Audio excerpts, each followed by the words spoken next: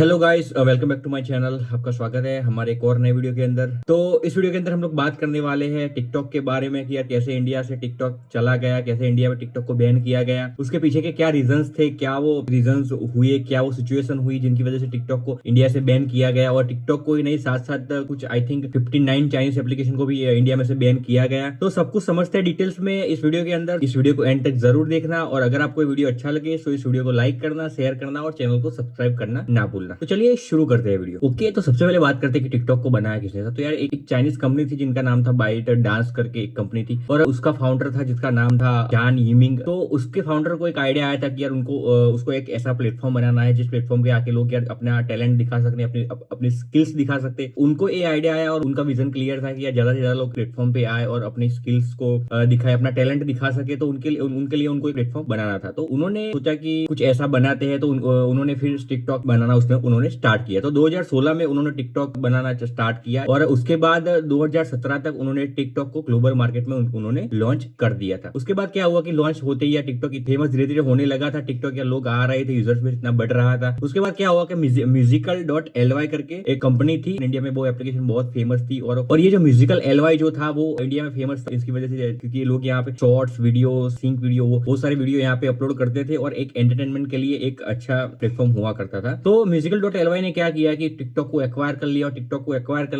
करने के बाद वो इतना बड़ा फेमस हो, इतना अच्छा और इतना ग्लोबली इतना बड़ा फेमस हो गया, इतना बड़ा बन गया था टिकटॉक धीरे धीरे। और म्यूजिकल.ly ने क्या किया कि उसके तो अल्गोरिदम थे, उसको चेंज किया गया। टिकटॉक में कुछ अल्गोरिदम चेंजेस किए गए, कुछ रिवॉल्यूशन किया गया, और अल्गोरिदम को कुछ ऐसा चेंज किया था कि सपोज आपके इंटरेस्ट के हिसाब से ही अभी वीडियोस आएगी। जैसे आपको फनी वीडियो पसंद है और आप फनी वीडियो देखते हो, लाइक करते हो, तो उस केस में क्या होगा कि आपको सारी फनी वीडियो के सजेशन आएंगे। तो इस तरह से कुछ अल्गोरिदम का रिवॉल्यूशन टिकटॉक में किया गया। उसके बाद है कि अगर आप डांस की वीडियो देखते हो तो क्या होता है कि जितने भी नेक्स्ट 10 वीडियो आएगी वो सिर्फ आपको डांस की दिखाई जाएगी। तो यार एक तरह से कैसा था कि उन्होंने एल्गोरिदम एक ऐसी तरह से चेंज किया था कि अगर आपका जो इंटरेस्ट है, आपका जो मूड है, उसके हिसाब से आपको कंटेंट सजेस्ट किया जाएगा। तो इस हिसाब से कुछ रिवॉल्यूशन भी टिकटॉक के अंदर किया गया था। उसके बाद क्या हुआ कि जब ये सब रिवॉल्यूशन हुआ और जब ग्लोबल मार्केट में उसको फिर से लॉन्च किया गया, तो उस केस में क्या हुआ कि यार इतना हाइप क्रिएट हो गया कि यार बहुत सारे यूजर्स उस पर एक्टिव हो गए, और टिकटॉक ने पूरा रिकॉर्ड तोड़ दिया, ग्लोबली रिकॉर्ड तोड़ दिया था। लेकिन इंडिया में सबसे बड़ा उसने रिकॉर्ड तोड़ दिया था, क्योंकि इंडिया में टिकटॉक में ज्यादा क्रिएटर्स थे, और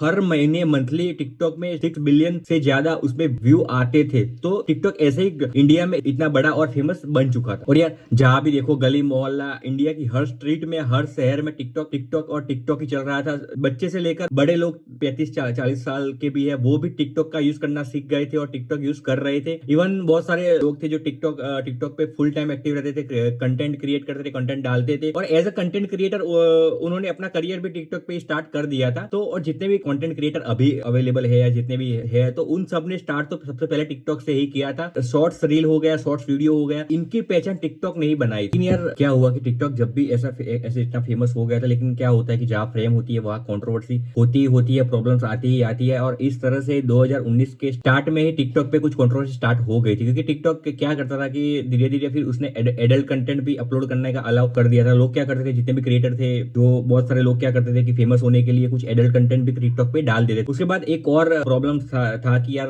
लोग फेक चैलेंजेस लगाते थे यार, क्योंकि क्या करते थे लोग, चैलेंजेस ऐसे लगाते थे यार, कई सारे लोगों के इंजर्ड भी हुए, कई सारे लोगों की मौत भी हो चुकी है, क्योंकि यार ऐसे फेक चैलेंजेस लेते थे। तो ये भी एक बड़ा इश्यू था टिकटॉक के अंदर। तीसरा एक इश्यू था कि यार ऑनलाइन हेरासमेंट का भी इश्यू था। और चौथा मोस्ट इंपोर्टेंट जो इश्यू था वो था यार डेटा प्राइवेसी का, क्योंकि क्या करता है लोग ऐसा बोलते थे कि यार टिकटॉक जो है वो इंडिया का जो यूजर का डेटा है, वो सारा डेटा चाइना में बेच रहा है और चाइना को दे रहा है वो डेटा, क्योंकि यार वो खुद चाइनीज एप्लीकेशन थी। तो लोगों में ये बातें फैलने लगी थी कि यार जो हमारा जो डेटा है, हमारा जो प्राइवेट डेटा है, वो सारा डेटा चाइना के मार्केट में जा रहा है और वहां पे सेल हो रहा है। तो इंडिया का सारा डेटा चाइना अभी खरीद रहा है। तो ये सारी दिक्कतें शुरू हो गई थी टिकटॉक में, लोग इस पे बात कर रहे थे। और सबसे बड़ा था कि यार एडल्ट कंटेंट टिकटॉक अलाउ कर रहा था, और मेन एक रीजन था डेटा प्राइवेसी का रीजन था। तो उसके बाद अप्रैल 2019 में क्या हुआ कि मद्रास हाईकोर्ट ने क्या किया कि टिकटॉक पे टेम्पररी बैन लगा दिया गया ड्यू टू एडल्ट कंटेंट और डेटा प्राइवेसी का इश्यू था इसके लिए। लेकिन जो बैन लगाया था मद्रास हाईकोर्ट ने, वो उसका मेन रीजन यही था कि यार एडल्ट कंटेंट टिकटॉक अलाउ करता था। तो उसके बाद क्या हुआ कि टिकटॉक कोर्ट में फिर अपील की, और अपील में टिकटॉक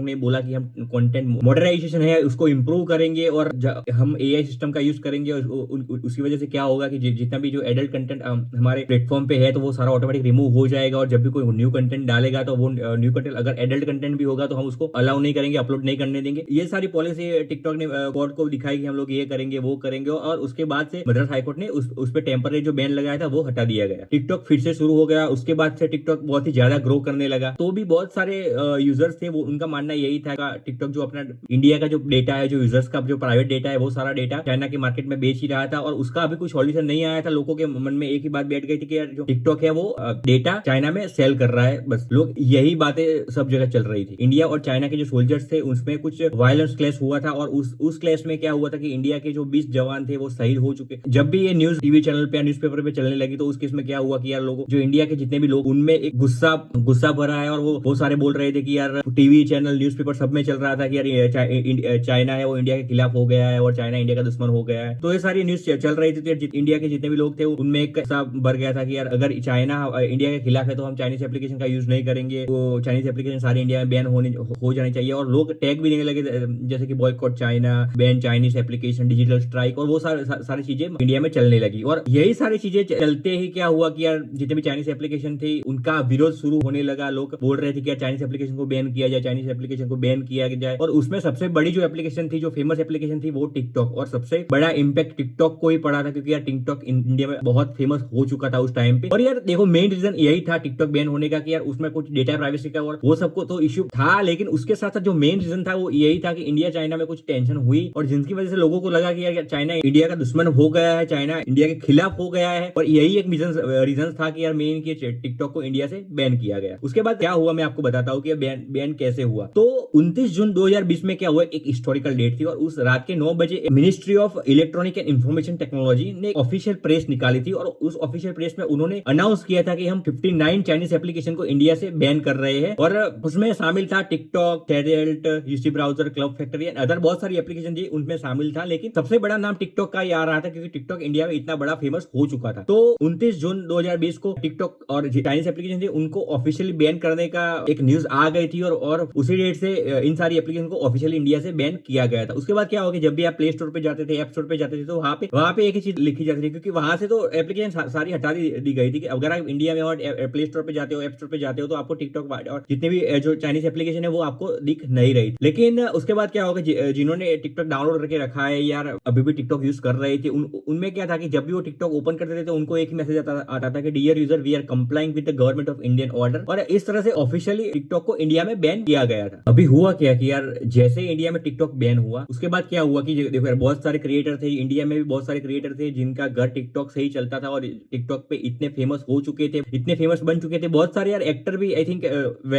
वैसे थे कि यार वो टिकटॉक से ही फेमस हुए थे, और अभी अचानक से टिकटॉक पे बैन हो गया। तो यार बहुत सारे लोगों थे कि जिनका घर टिकटॉक से चलता था, वो तो सारे यार अभी दिक्कत में आ गए थे यार, और उनमें भी यार एक शौक हो गया था कि टिकटॉक बैन हो गया, अब क्या करेंगे हम लोग, क्या होगा हमारा, और वो सब चल रहा था। और उसके बाद क्या हुआ कि यार जो बाइट डांस करके जो कंपनी थी, उसकी इंडिया में जो ब्रांच थी, उसमें आई थिंक कुछ 2000 प्लस एम्प्लॉय थे। तो उन 2000 प्लस एम्प्लॉय को भी उन्होंने जॉब से निकाल दिया गया, और बाइट डांस की जो ऑफिस इंडिया में थी वो बंद करनी पड़ी, क्योंकि यार टिकटॉक इंडिया में बैन हो गया, तो फिर ऑफिस रख के वो लोग क्या करेंगे। तो यार कई लोगों ने जॉब भी वहां से खोई थी, और जितने भी यार जो क्रिएटर थे उनमें भी यार क्या था कि यार बहुत सारे लोगों के लिए वो टिकटॉक था, एक इमोशन था, वो लाइवहुड थी। टिकटॉक पे वो उनका घर चलता था, उनकी इनकम ही टिकटॉक से आती थी, और उनकी इनकम भी अचानक से बंद हो गई थी, रातों रात उनकी इनकम सारी बंद हो गई थी। तो यार उनमें भी एक दिक्कत चल रही थी, लेकिन यार गवर्नमेंट ने स्टैंड लिया, गवर्नमेंट ने बोला कि ये हमारा फाइनल डिसीजन है, उसमें कोई चेंजेस होगा नहीं। और उन्होंने ऑफिशियली बोल दिया कि अभी टिकटॉक और 59 जो चाइनीज एप्लीकेशन है वो अभी इंडिया में बैन है, उसमें कोई बात होगी नहीं। अभी एक डिसीजन लिया गया है, वो फाइनल डिसीजन है, और उन्होंने बोला कि ये डिसीजन नॉन नेगोशिएबल है, उसमें कुछ नेगोशिएट होगा नहीं। जो डिसीजन है वो पूरे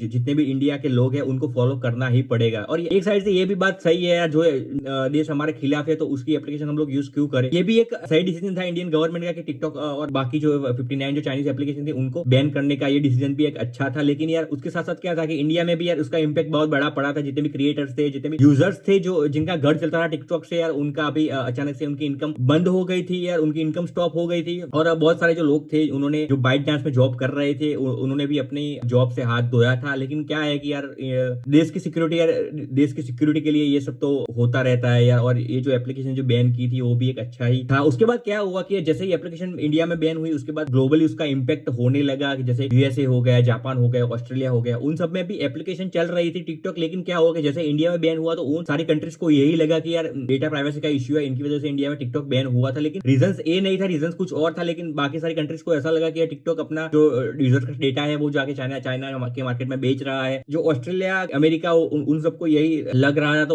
उन्होंने भी फिर अनाउंस किया कि यार हम भी टिकटॉक को हमारे कंट्री में बैन कर रहे हैं। उस टाइम पे टिकटॉक ने भी अपना स्टैंड लिया और उन्होंने बोला कि यार देखो ऐसा कुछ नहीं है, इंडिया में जो बैन हुआ है वो किसी और की वजह से हुआ है, ना कि डेटा प्राइवेसी और उनकी वजह से बैन नहीं हुआ है, और हम भी लीगल लॉ फॉलो करते हैं यार। डेटा ऐसे चाइना में हम लोग सेल नहीं कर पाते, हमारा डेटा सिर्फ यूजर्स का डेटा हमारे पास सिक्योर रहता है, हम सिर्फ अपने लिए उस डेटा का यूज कर रहे हैं, हम कहीं किसी को वो डेटा बेच नहीं रहे। लेकिन यार कोई मानने को रेडी था नहीं, और ऑफिशियली ये जो सारी कंट्री थी उनमें भी टिकटॉक का धीरे धीरे बैन होने लगा, और ग्लोबली टिकटॉक का मार्केट धीरे धीरे गिरने लगा, और टिकटॉक का डाउनफॉल यहाँ से स्टार्ट हो गया। और उसके साथ साथ क्या हुआ कि जैसे ही टिकटॉक इंडिया में बैन होने लगा, वैसे ही क्या हुआ कि जितने भी इंडियन जो सॉफ्टवेयर कंपनी थी उन्होंने क्या किया कि उन्होंने अपने खुद की एप्लीकेशन लॉन्च करना स्टार्ट की, जैसे मैक्स टकाटक हो गया, जॉस, मोज, चिंगारी, रोप्सो, ऐसी बहुत सारी एप्लीकेशन थी जो मार्केट में आ गई। लेकिन मार्केट में ये एप्लीकेशन अच्छे से चली नहीं, और उसी टाइम पे क्या हुआ कि इंस्टाग्राम और यूट्यूब ने रील्स का फीचर्स डाला, और यूट्यूब ने शॉर्ट्स का फीचर डाला, जो कि उन्होंने उस फीचर्स का आइडिया टिकटॉक से ही लिया था। और जैसे टिकटॉक बैन हुआ, उनको एक अपॉर्चुनिटी मिल गई, और उस अपॉर्चुनिटी का उन्होंने यूज किया, और इंस्टाग्राम और यूट्यूब ने रील्स और शॉर्ट्स का फीचर ऐड कर दिया। और जैसे ही वहां पे